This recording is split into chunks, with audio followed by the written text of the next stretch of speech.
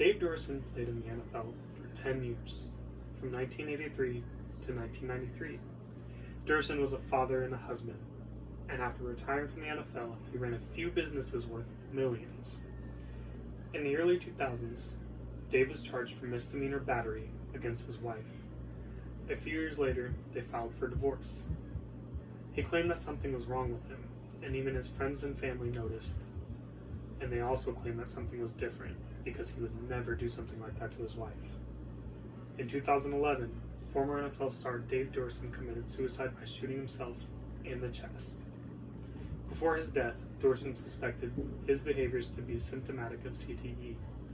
He asked that his brain be donated to the NFL for research and diagnosis of CTE.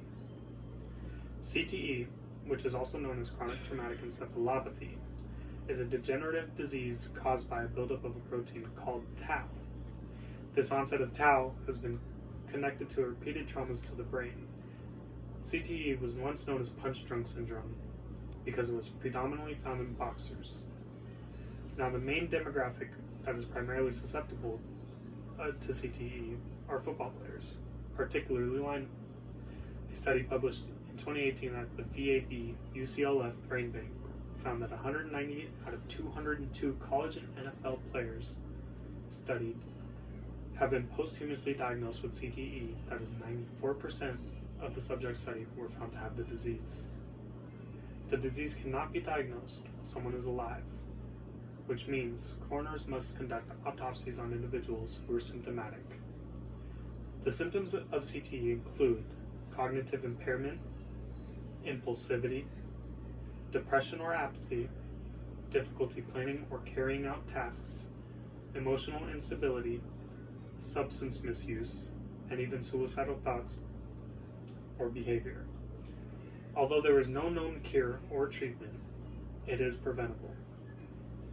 CTE is not only harmful to the person who has the disease, but also to those around them.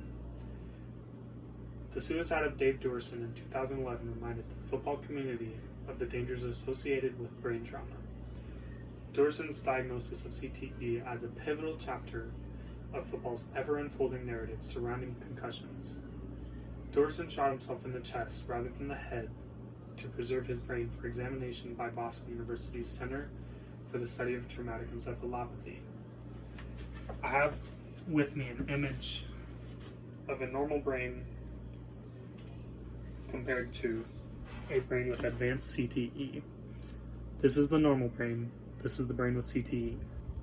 As you can see, the degeneration around the brain.